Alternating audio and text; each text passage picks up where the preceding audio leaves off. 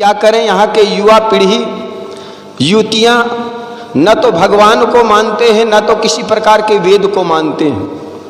मैं कहता हूँ जो बच्चे विज्ञान की आंखें लेकर के पैदा हो रहे हैं वे हमारे निकृष्ट विचारों को कैसा स्वीकारेंगे, अज्ञानपूर्ण विचारों को कैसा स्वीकारेंगे। हम केवल विश्वास के दम पर, श्रद्धा के बल पर सोचते हैं लोग मान लेंगे, लेकिन जो बच्चे विवेक की आंखें लेकर पैदा होंगे वो अंधश्रद्धा से भरी हुई बात को स्वीकार नहीं करेंगे। आज भी आदमी कहता है कि यज्ञ से पानी बरसता, तो मैं कहता हूँ राजस्थान के मड़वाड़ क्षेत्र जहाँ पर पानी के लिए तरसता, 3-3, 4-4 साल में जब बारिश होती है छत के पानी को पाइप नाली के द्वारा जमीन के नीचे हौद बना करके इकट्ठे करते हैं और उस पानी को 3-3 साल तक प्रयोग करते हैं। वहाँ बारिश नहीं होती, बहुत कम बारिश होती है। और राजस्थान के कठियावाड़ सागर के किनारे होते भी वह क्षेत्र पानी के लिए तरसता। सागर में खारा पानी है लेकिन मीठा पानी के लिए आज वह क्षेत्र तरसता। तो मैं कहता हूँ ऐसी जगहों पर जाकर के यज्ञ करे, फिर बारिश हो जाए तो ये मान लिया जाएगा वास्तव में यज्ञ से बारिश होती है। लेकिन न जाने हम कैसी कैसी कृत्यों को भी केवल धर्म के नाम पर स्वीकार करते चले जाते हैं। हम चाहते हैं कि पूज लेंगे लक्ष्मी आ जाएगा धन, पूज लेंगे कुबेर मिल जाएगा कुबेर के खजाना।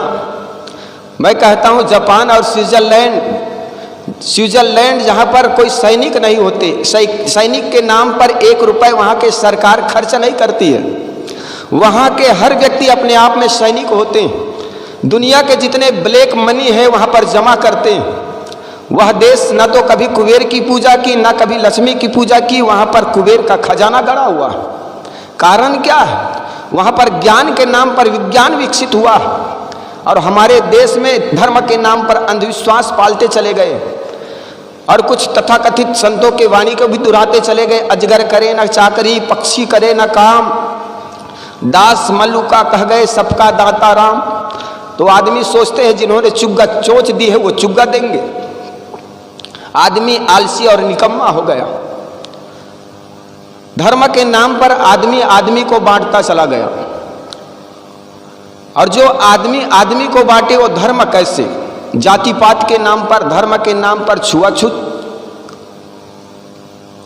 साहब कहते हैं, साहब को ये सब बातें बड़े खलती थी, क्योंकि जो बात आदमी आदमी को तोड़े वो धर्म कैसा हो सकता। लेकिन नहीं, केवल हम स्वीकार करते चले जाते हैं। आज भी ये बात देखने में भले ना आए लेकिन आए दिन जाति पात की जो दुर्गंधी है बनी ही रहती है। यहाँ पर तो कम है लेकिन पश्चिम राजस्थान में चले जाइए मारवाड़ पर, आप किसी बस स्टैंड में बस यात्रा करते हुए ट्रेन में या ट्रेन स्टेशन में आप खड़े रहेंगे, चलते फिरते लोग पूछ देते हैं बाबा कौन दूध के हो। कौन दूध के मतलब उनका स्पष्ट बातें रहती कौन जाति के हो। व्यास गद्दी पर बैठा हुआ एक आदमी कथा कर रहा था, जातिवाद का मारा एक व्यक्ति उधर से निकला। उन्होंने सोचा ये व्यास गद्दी पर बैठा हुआ आदमी कौन जाति के, जा करके पूछ लूं।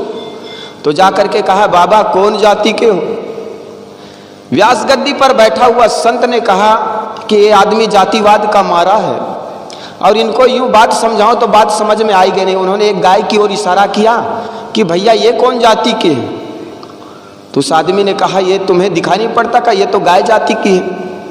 फिर उन्होंने दूसरा कुत्ते को इशारा किया, ये कौन जाति के है। तो उस आदमी ने कहा कि ये तो कुत्ते की जाति के है जी, आपको दिखाई नहीं पड़ता। तो व्यास गद्दी पर बैठे हुए आदमी ने कहा यार मैं तुम्हें भेड़ जैसा दिखता हूं कि गधा जैसा जी? मुझे देख करके तुम जाति पूछते हो, आदमी को आदमी देख करके जाति पूछता। तो सदगुरु कबीर को ये सब बातें बड़ी खलती थी। गांधी जी ने किसी समय कहा था इंसान के इस धरती पर इंसान ठुकराए जाते हैं, गलियों में पड़े पत्थर मंदिरों में पूजे जाते हैं। आज देखो पूरी दुनिया में हर चीज की कीमत बढ़ी है, लेकिन सबसे किसी की चीज घटी है, किसी की कीमत घटी है तो इंसान की कीमत घटी है। आप कहेंगे भाई साहब महाराज जी आप ऐसे कैसे कहते हैं? तो आप जरा देखिए आज पूरी दुनिया में सरकार को मुर्गी की आवश्यकता है, बकरी की आवश्यकता है, सुअर की आवश्यकता है। सरकार कहती बकरी पालन केंद्र खोलोगे तो तुम्हें लोन मिलेगा, मुर्गी पालन केंद्र के लिए सरकार लोन देती है, बकरी पालन के लिए लोन देती है। सरकार को बकरी की आवश्यकता है, मुर्गी की आवश्यकता है, सुअर जैसे निकृष्ट प्राणी की आवश्यकता है, लेकिन जब इंसान की बारी आती है तब अगले बच्चे अभी नहीं, 2 के बाद कभी नहीं, ये नारे लिखे जाते हैं। कारण क्या है?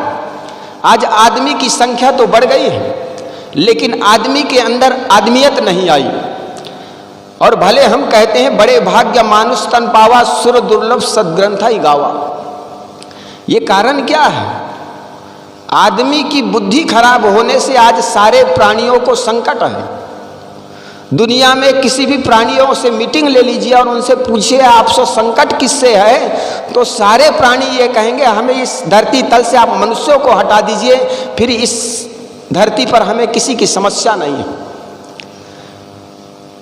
तो कहने का मतलब आदमी की बुद्धि खराब हो जाने से आदमी इस धरती तल पर सबसे बड़ा शैतान हो जाता है, लेकिन वही आदमी की बुद्धि ठीक हो जाए तो वही आदमी इस धरती तल का सबसे बड़ा भगवान भी है। तो कहने का मतलब कुल इतना है कि धर्म के नाम पर आदमी उल जुलुल काम को भी धर्म के नाम दे देता है। तो साहेब कहते हैं संतो देखत जग बौराना, सांच कहो तो मारन धावे झूठे जग पत्याना। मैंने एक बात कही थी, जापान और स्विट्जरलैंड वो देशों के पास संपन्नता है। कारण क्या है? वहाँ कोई लक्ष्मी की पूजा नहीं होती, वहाँ पर कोई कुबेर की पूजा नहीं होती। वो देश न तो कोई कुबेर की पूजा की, न वो देश कभी लक्ष्मी की पूजा की, लेकिन वहाँ पर कुबेर का खजाना गड़ा हुआ है। हमारा देश आए दिन वर्ष में एक बार कम से कम लक्ष्मी पूजा के दिन, दीपावली के समय लक्ष्मी पूजा जरूर करता। और लक्ष्मी पूजा करने वाला ये देश आज भी भिक्षा पात्र लेकर चौराहे पर भीख मांग रहा है। आपने देखा होगा जब गुजरात में बुलेट ट्रेन चलाना था तो जापान के पास जाकर मोदी को मांगना पड़ा, उधारी कर्ज लेना पड़ा बुलेट ट्रेन चलाने के लिए।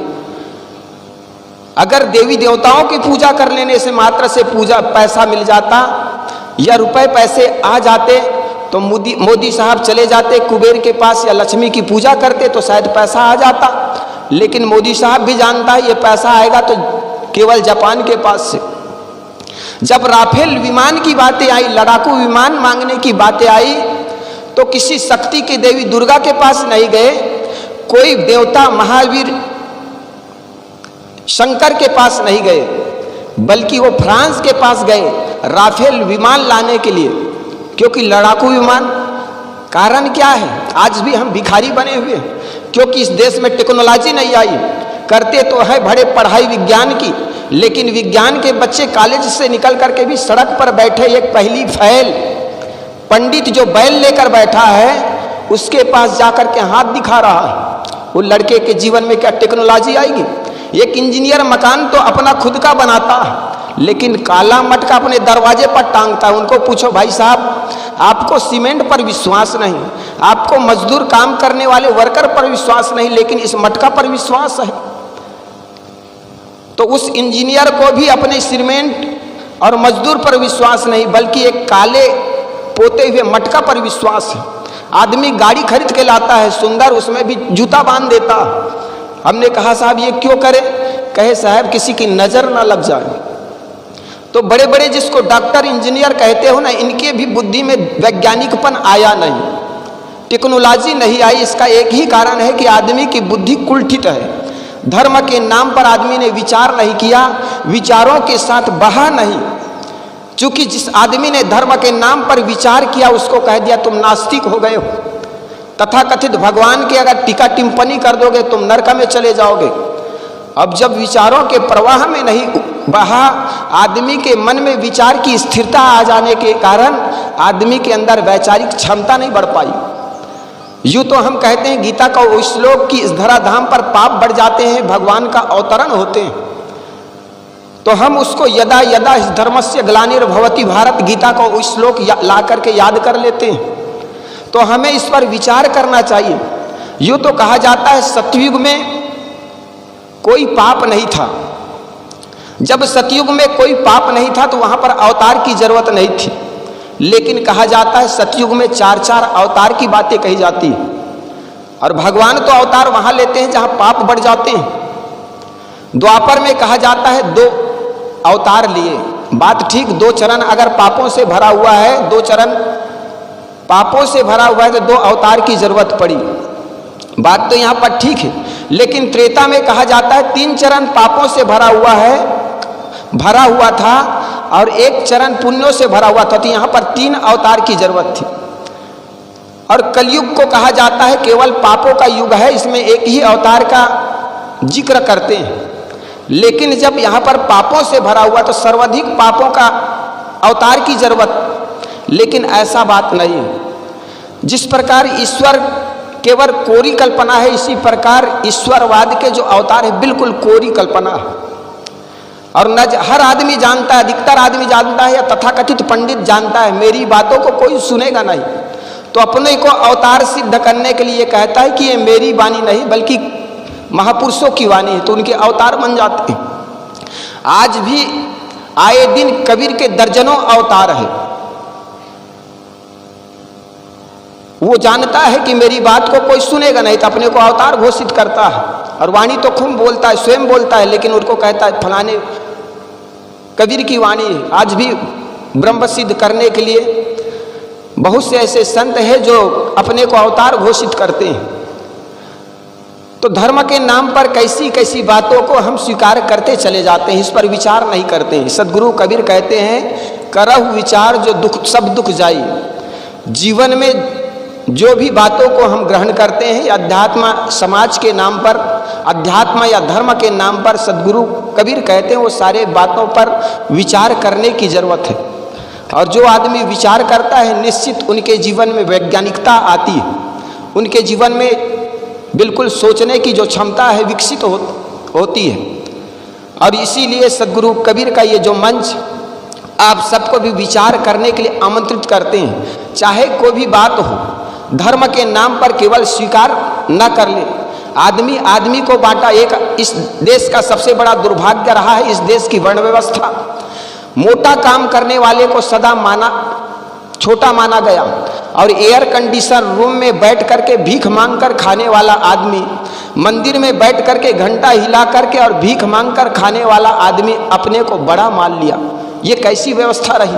जिन्होंने हल्का का मुट्ठी पकड़ा, तेल निकाला, मटका बनाया, कपड़े बनाया, और ये सारे समाज को हमने छोटा कह दिया।